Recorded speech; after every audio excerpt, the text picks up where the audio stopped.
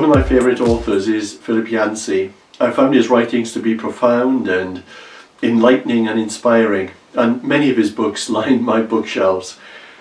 However, let me share with you what he wrote, not in a book, but in a blog. It concerns a trip to South Africa. This is what he says. I met a remarkable woman of mixed race named Joanna. After helping in the struggle against apartheid, Joanna decided to tackle the most violent prison in South Africa, a prison where Nelson Mandela had spent 8 years. Tattoo-covered gang members controlled the prison, strictly enforcing a rule that required new members to earn their admittance to the gang by assaulting undesirable prisoners. Prison authorities looked the other way, letting these animals beat and even kill each other. Yancey continues, I visited Pollsmoor prison where she works. It is an amazing place. 5 separate prisons linked by underground tunnels holding 8,000 prisoners in all.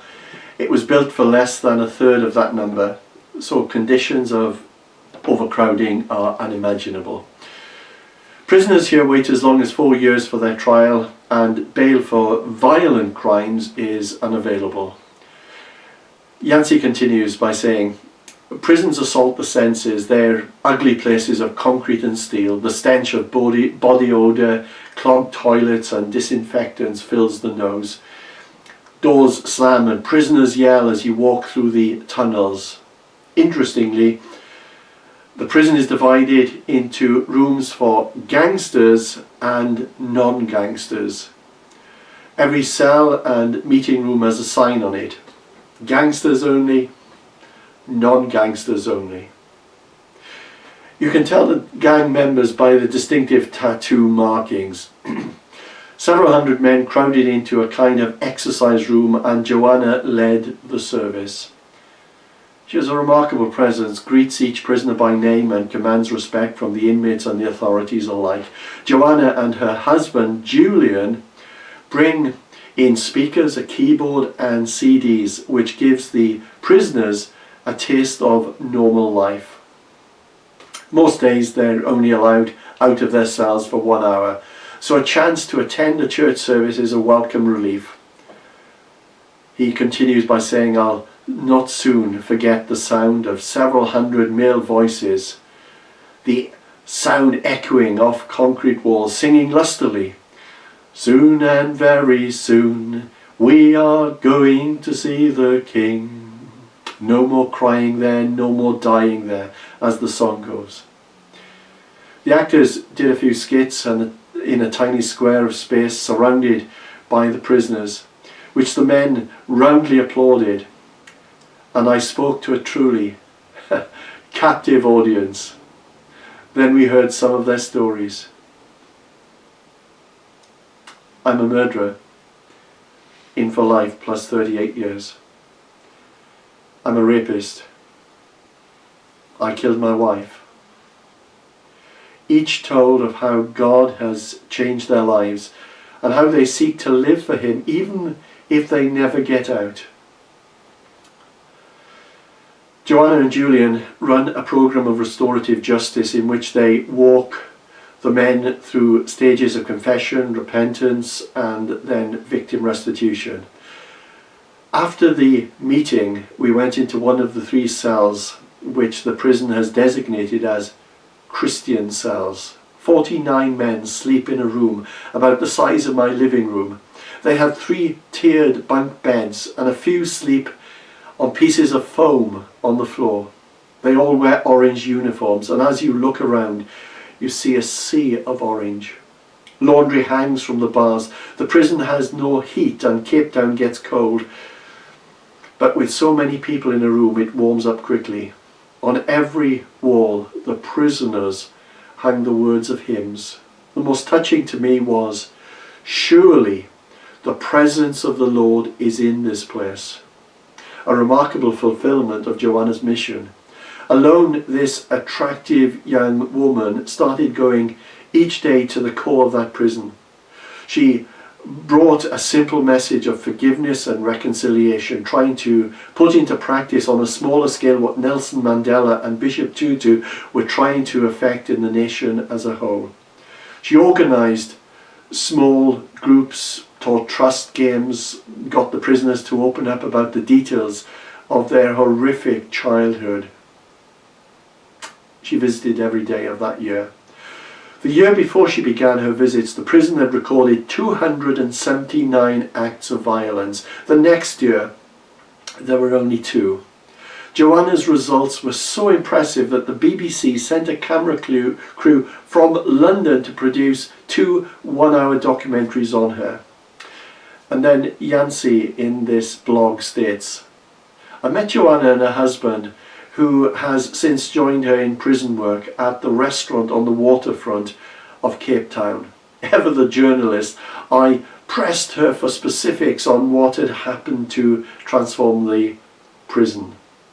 Her fork stopped on the way to her mouth. She looked up and said, almost without thinking, well, of course, Philip, God was already present in the prison. I just had to make him visible.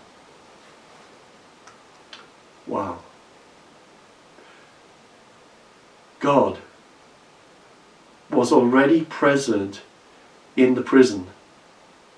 I just had to make him visible.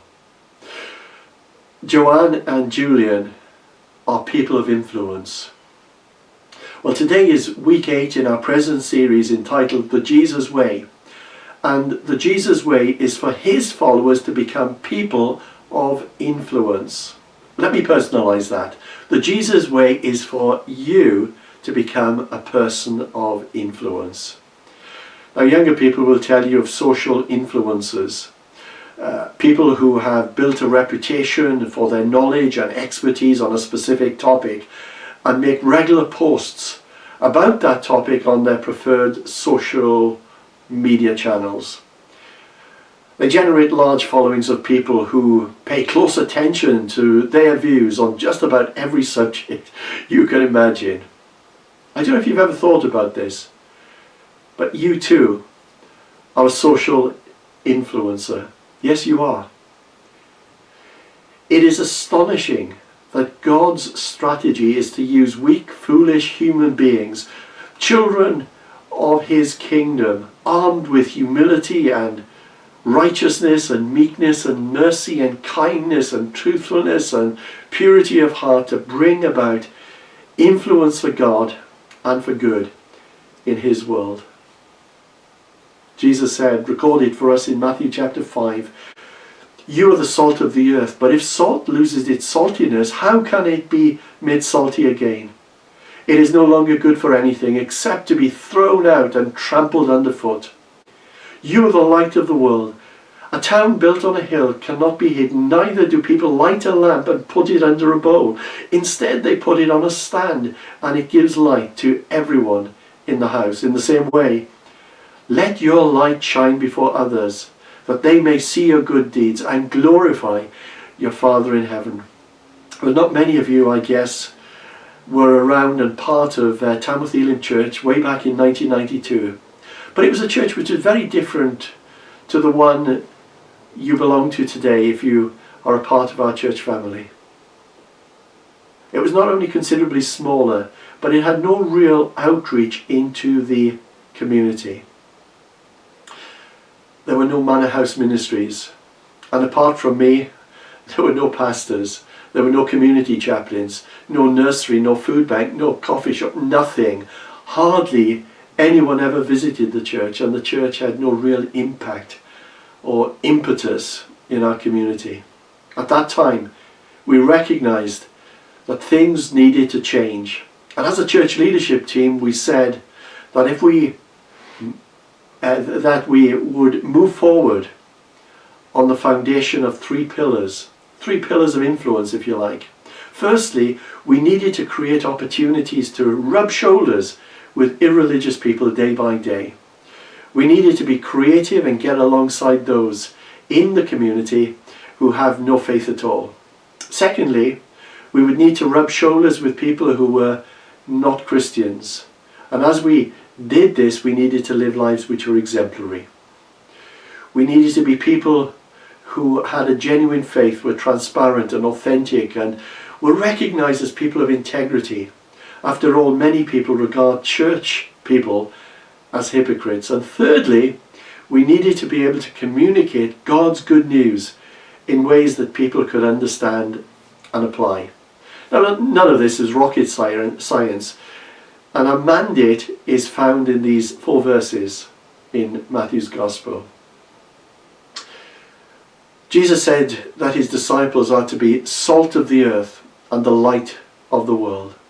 Now, salt is no good if it's kept in a salt cellar, and light is no good if it's kept under a bucket, and Christians will never influence society for Christ if they remain in their ecclesiastical salt cellars and hide their lights under a church roof. Our leadership team knew that the world is not the enemy, for God so loved the world that he gave his only Son for it. The world is where Christians are called to be. I have a favourite George MacLeod poem. It says this: I simply argue that the cross be raised again at the centre of the marketplace as well as the steeple on the church. I am recovering the claim that Jesus was not crucified in a cathedral between 2 candles, but on a cross between 2 thieves, on a town garbage heap, at a crossroads of politics so cosmopolitan that they had to write his title in Hebrew and in Latin and in Greek, and at the kind of place where cynics talk smart and thieves curse and soldiers gamble, because that is where he died, and that is what he died about, and that is where Christ's men ought to be and what church people ought to be about. We have no right staying in our cosy little Christian ghettos, withdrawing into our subculture of all things Christian, where we attend Christian churches and we only have Christian friends and we read Christian books and we watch Christian television and listen to Christian radio. We're only ever talking about Christian things, where we remain in our own little Christian world, snugly aloof from society. You see, our calling is to be out there, letting our light so shine before men, so that others might see God in us and give him praise. In many respects, I think I'm probably preaching to the converted, because what I'm talking about is a part of Tamworth Elim Church's DNA. It's who we are. Salt in the ancient world was used as a preservative before the time of refrigeration. Salt would be rubbed into the meat and would prevent the meat or the fish decaying. What a great illustration that is for the Christian faith, that we are the salt that needs to be rubbed into society to prevent its moral decay. Well, recently I watched a documentary on television about Mary Whitehouse, an ordinary housewife who became a household name in our country. She was a lady who simply got fed up with the declining morals of television and decided to do something about it. What could one simple housewife do? Answer: she became a thorn in the flesh of those who had a more liberal agenda and campaigned for decency and morality, setting up the National Viewers and Listeners Association. Oh yes, she was barracked and ridiculed in the media, maligned as a narrow-minded eccentric. But that is what you often find when someone courageously raises their head above the parapet. They will get shot at. Make no mistake, that woman was a Christian hero. You might not have wanted her to be your best friend. You might not have agreed with everything that she said on everything. But she probably did more than any other British Christian in the last generation to slow down moral decay in our society. Now, we might not be called to be a Mary Whitehouse, who, by the way, eventually got a CBE from the Queen for outstanding work. But our presence might just prevent that shop steward effing and blinding quite so much on the factory floor. Our presence might stop that office gossip once again pouring out her poisonous innuendos to all who will lend a listening ear. Our presence might just encourage our fellow school governors not to invite that dubious arts group performing to the children. Our presence as a trustee of our community group might prevent doubtful ethical decisions being made in its name, when perhaps the easier thing to do is to turn a blind eye. If you are a follower of the one who called himself the Way, then you are in full-time Christian ministry. Steve, what do you mean? I can't be in full-time Christian ministry. I have another job. I'm a full-time mother. I'm at school. I'm a student. I work in a bank. That might be so. But in that place that you are, office, factory, school, hospital, shop, you have been called to frontline Christian ministry full-time. Incidentally, that doesn't mean that you should be talking about God to your colleagues all the time. No, please don't do that. For apart from getting on their nerves, you are there to work, not evangelize. That's what you're paid for. But as you work, you will have the opportunity every now and again to rub a little bit of salt here and there, to let your light so shine in that dark corner. And in doing so, you will help others see there is another way, the way of Jesus. I'm sure you'd agree with me that too much salt can ruin a dinner. Too much light can blind a person.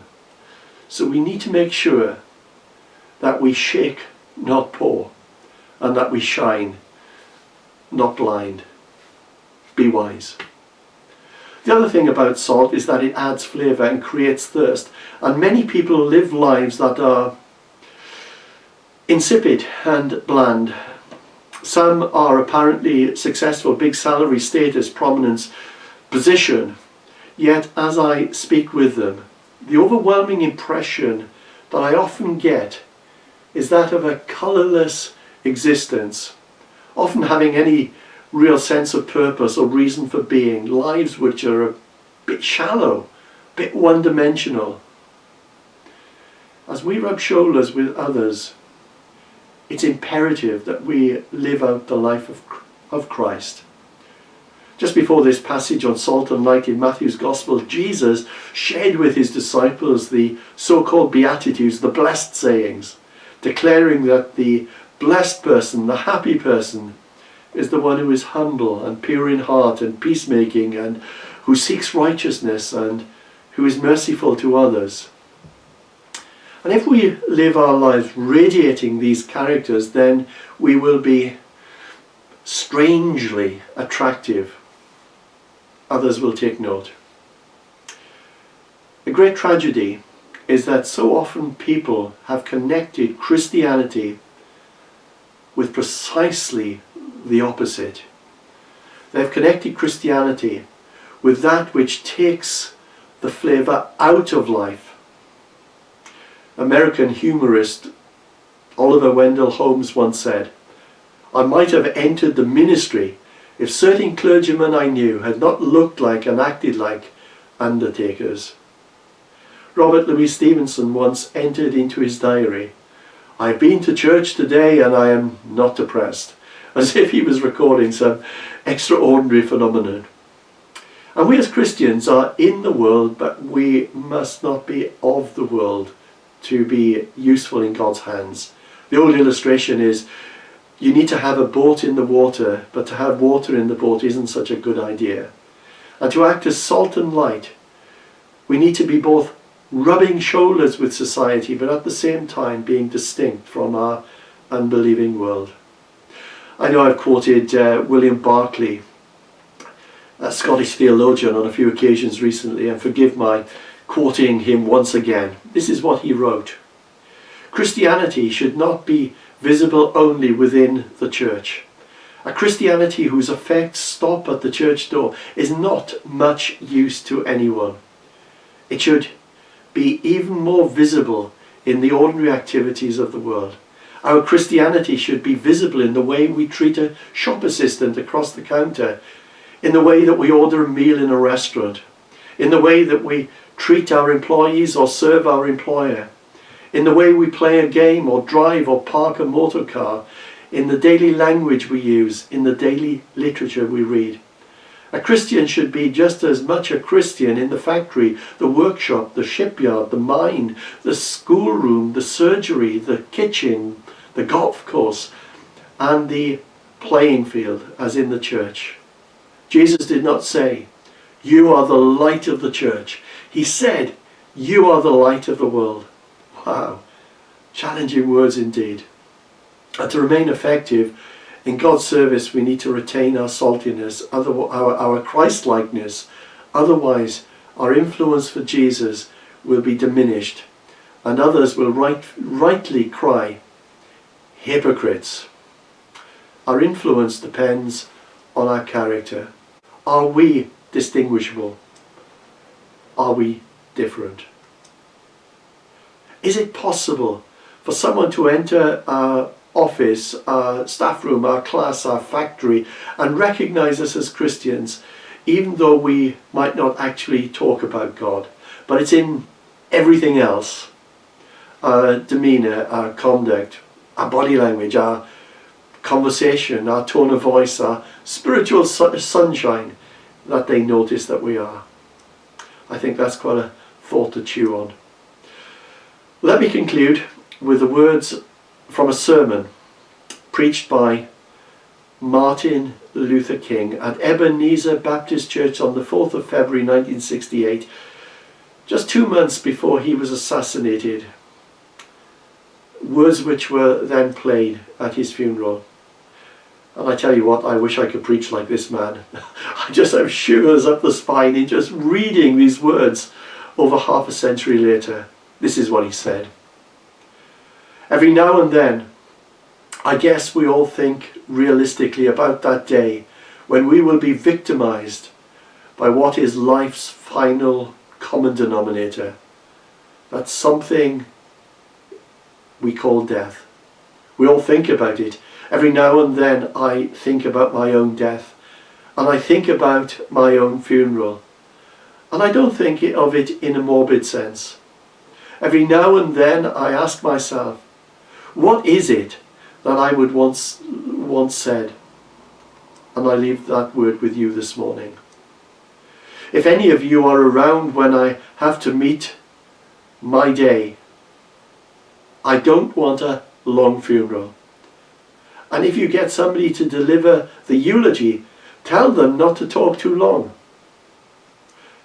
Every now and then I wonder what I would want them to say. Well, tell them not to mention that I have a Nobel Peace Prize. That isn't important. Tell them not to mention that I have 300 or 400 other awards. That's not important. Tell them not to mention where I went to school. I'd like somebody to mention that day that Martin Luther King tried to give his life serving others. I'd like for somebody to say that day that Martin Luther King tried to love somebody. I want you to say that day that I tried to be right on the war question. I want you to be able to say that day that I did try to feed the hungry. I want you to be able to say that day that I did try in my life to clothe those who were naked. I want you to say on that day that I did try in my life to visit those who were in prison. I want you to say that I tried to love and serve humanity. Yes, if you want to say that I was a drum major, say that I was a drum major for justice. Say that I was a drum major for peace. Say that I was a drum major for righteousness. And all of the other shallow things will not matter. I won't have any money to leave behind. I won't have any fine and luxurious things of life to leave behind. I just want to leave a committed life behind. And that's all I want to say. If I can help somebody as I pass along, if I can cheer somebody with a word or song, if I can show somebody he's travelling wrong, then my living will not be in vain. If I can do my duty as a Christian ought, if I can bring salvation to a world overwrought, if I can spread the message as the Master taught, then my living will not be in vain. We have been called to live lives of significance, lives of influence, and lives of purpose, for that is the Jesus way. The challenge is significant, and my question is, are you living for things that matter little in the light of eternity? Those endeavours that Martin Luther King calls shallow things. It is one life that we have, and let us live this life, never mind how long or short it is, for the purposes of the kingdom, for the benefit of others, and for the glory of God. Amen. Do have a great week.